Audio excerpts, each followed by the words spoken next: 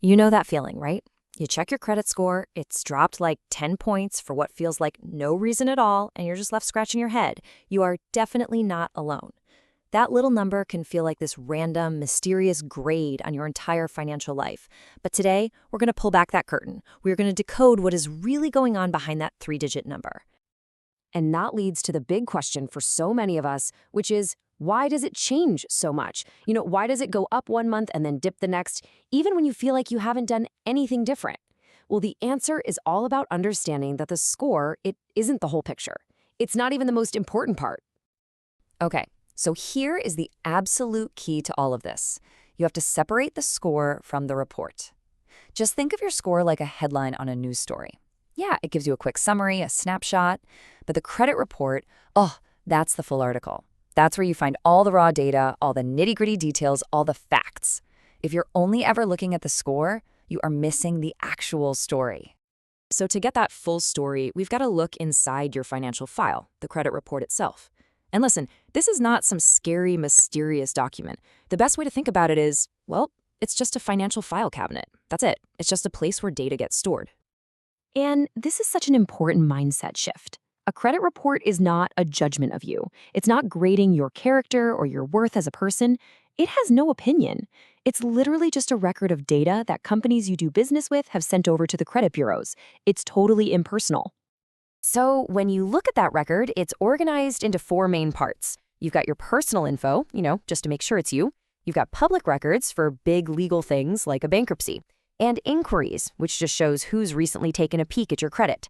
But the section that matters most, the absolute heart of the report, is accounts. Why? Because this is where the detailed story of how you handle your money day to day is actually told. And this example just nails why those details are so important.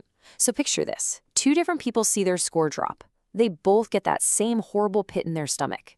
But for one of them, it's simply because a high credit card balance happened to be reported that month. For the other person, it's a brand new late payment. Same bad feeling, but a completely different cause with totally different levels of seriousness. You only know which one it is by looking past the score and into the report. Okay, so if the report is all the raw data, how in the world does it become that three-digit number? Well, a score is just a prediction tool. It is not a character grade. It's an algorithm that looks at all the patterns in your report and basically asks one simple question. Based on this data, how likely is this person to pay on time? And that prediction is built on these 5 key things. Now, what's really fascinating here is how it's weighted. Sure, things like your mix of credit and new applications, they have an impact. But look at the 2 giants that absolutely dominate this chart: payment history and credit utilization, which is really just a fancy way of saying how much of your available credit you're using. Together, those 2 make up the vast majority of your score.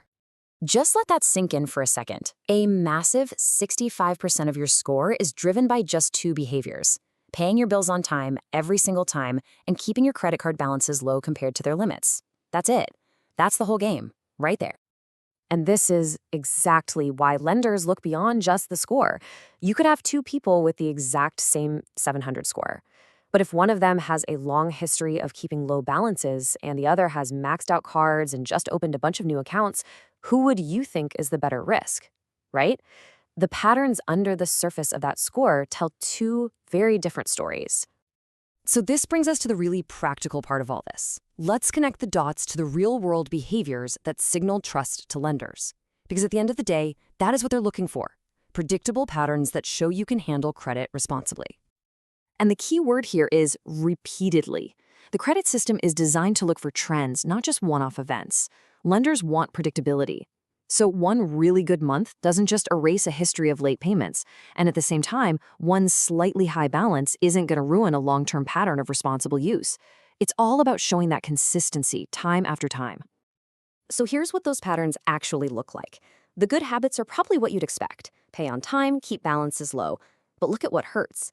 Things like closing old accounts can actually be surprisingly damaging because it can shorten your credit history and bump up your utilization percentage.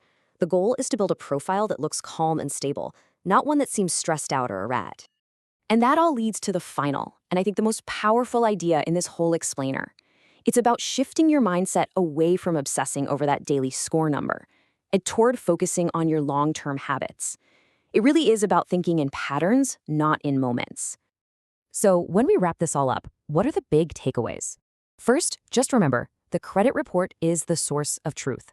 The score is just the headline. The real story, the important stuff, is always in that accounts section. Second, the overwhelming majority of your score comes from just two things: your payment history and your balances. And most importantly, consistency over time is what truly builds a strong, trustworthy credit profile. So the next time you see your score move a little, don't just react to the number. Take a look at the report, check your patterns, and remember this one thing: credit responds to patterns, not to moments. Focus on building those good, repeatable habits, and you know what? The score will take care of itself.